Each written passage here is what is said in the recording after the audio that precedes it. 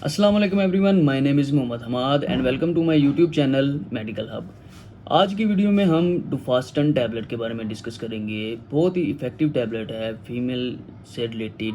अगर female reproductive system जो है उससे रिलेटेड किसी भी किस्म का डिसऑर्डर हो तो ये टैबलेट इस्तेमाल की जाती है। डुफास्टन जो है इसमें डाइड्रोजेस्टिरोन जो है वो इस्तेमाल होता है, जो कि 10 mg की मिकदार में इस्तेमाल होता है।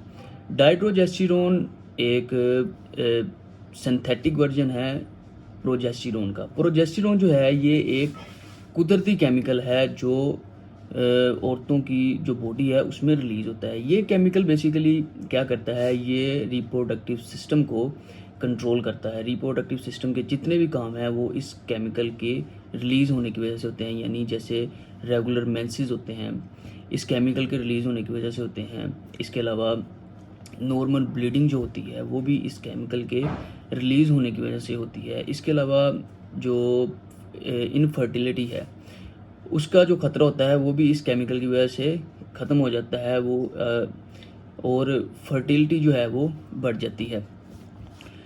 तो इस हार्मोन की वजह से ये सब रिप्रोडक्टिव सिस्टम के काम जो होते हैं औरतों की बॉडी में, अगर इस हार्मोन की कमी हो जाए बॉडी में, यानी ये जो खारिज होता है इसकी मिकदार कम हो जाए या इसकी जो मिकदार है वो बिल्कुल ही ख़त्म हो जाए, तो इससे सीरियस साइड इफ़ेक्ट जो हैं वो देखने को मिलते हैं। यानी इर्रेगुलर मेंसेस हो जाते हैं, कभी वक्त से पहले मेंसेस स्टार्ट हो जाते हैं, कभी वक्त के बाद मेंसेस स्टार्ट होते हैं और उनका ड्यूरेशन भी ज़्यादा कम होता रहता है। इसके अलावा ब्लीडिंग जो है वो भी बहुत ज़्यादा होना शुरू हो जाती है, वो ज़्यादा देर तक रहती है ब्लीडिंग, और इसके अलावा इनफर्टिलिटी का ख़तरा जो है वो भी बढ़ जाता है।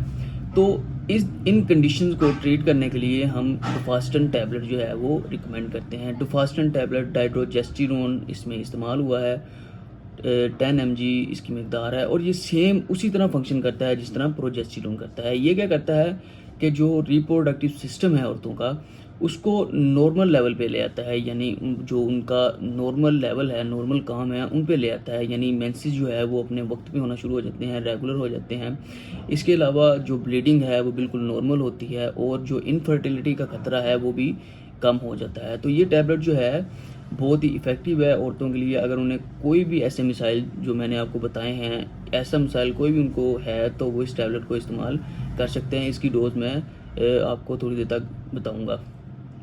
इसके साइड इफ़ेक्ट की बात करें तो इसके साइड इफ़ेक्ट में नोज़िया, वोमिटिंग, डायरिया यानी मतली की कंडीशन होती है, इसमें उल्टी आना शुरू हो जाती है।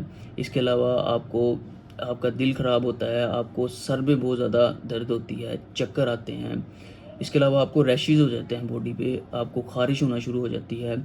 इसके अलावा इसमें मूड स्विंग होना जो सबसे मेन इफ़ेक्ट है इसका, इसमें मूड स्विंग होता है, यानी कभी आपको बहुत ज़्यादा गुस्सा आ जाता है और कभी आप बिल्कुल ही नॉर्मल हो जाते हैं, और इसमें खांसी भी बहुत ज़्यादा आती है आपको।